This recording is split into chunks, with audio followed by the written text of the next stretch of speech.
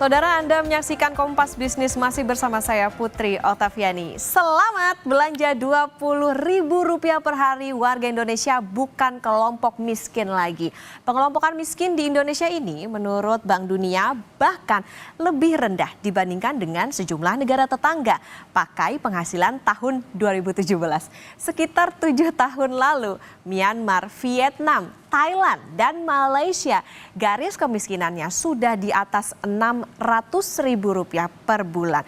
Warga Indonesia bisa lebih sombong nih karena lebih pengeluaran per hari 20.000 aja udah jadi orang kaya. Data BPS bilang apa? Kita ke data berikutnya. Nah, kita bandingkan dulu data Maret dan September. Garis kemiskinan pada Maret 2024 menurut BPS nih ya adalah Rp582.932 per kapita per bulan. Atau kalau kita hitung secara harian dan dalam sebulan itu ada 30 hari, maka orang dibilang miskin adalah ketika belanja 19.431. Naik dikit ke 20.000 sudah bukan kelompok miskin. Batas kemiskinan naik di bulan September 2024. Nilainya jadi Rp595.242 per kapita per bulan. Atau nih kalau per hari hitungannya 19.841,4. Nilai belanja bulanannya naik sekitar Rp40 menjadi segini. Nah, persamaan keduanya adalah belanja makanan mendominasi dengan porsi lebih dari 74% dan sisanya adalah non makanan. Mari berhitung secara awam. Belanja Rp20.000, 15.000-nya nih ya misalnya adalah makanan. Terus 5.000-nya itu masuk transportasi dan bayar listrik. Gimana dengan biaya sekolah ya? Pun kalau ketika 20.000 tidak masuk kelompok miskin, pertanyaannya apakah cukup in this economy? Yang pasti pemerintah mengklaim angka kemiskinan dan rasio kemiskinan terus menurun. Buktinya masih dari data Badan Pusat Statistik berikut ini. Nah, ini dia jumlah penduduk miskin turun. Kami ambil sumber dari BPS per 15 Januari 2025. Kita lihat di Maret 2022 ada 26,16 juta atau rasionya adalah 9,54%.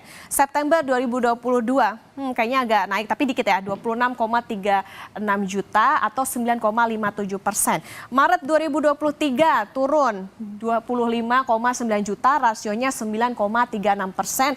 Maret 2024 turun lagi 25,22 juta dengan rasio 9,03%, dan di September 2024 turun lagi 24,06 juta dengan rasio 8,57%.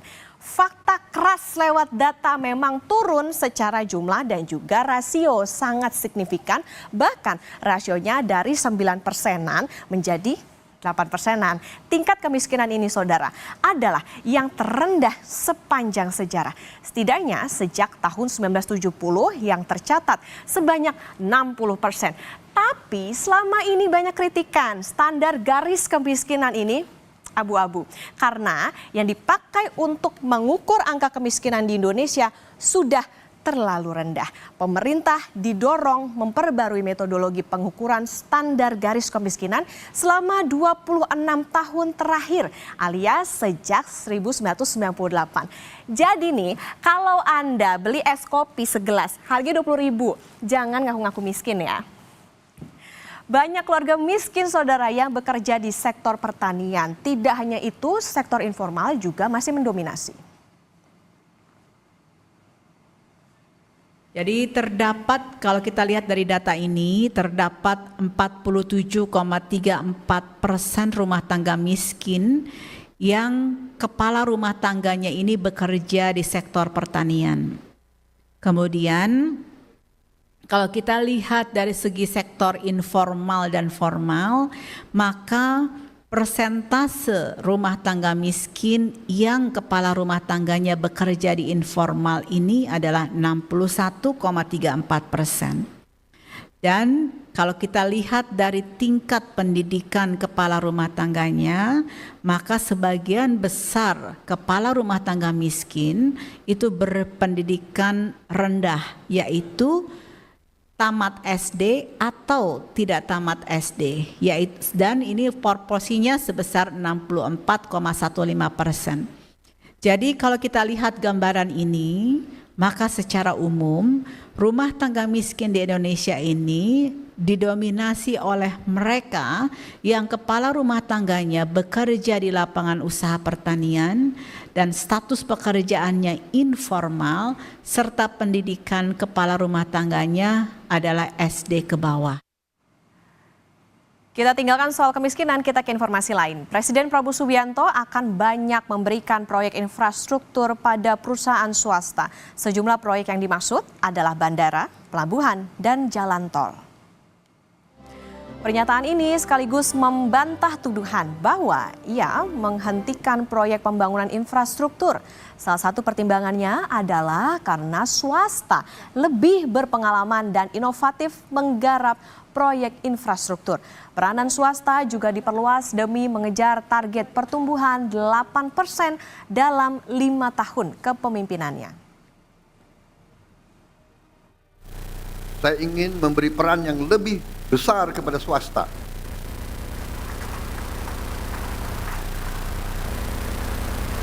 Ada yang mengatakan saya menghentikan proyek-proyek infrastruktur. Tidak benar, saya tidak menghentikan. Saya merubah.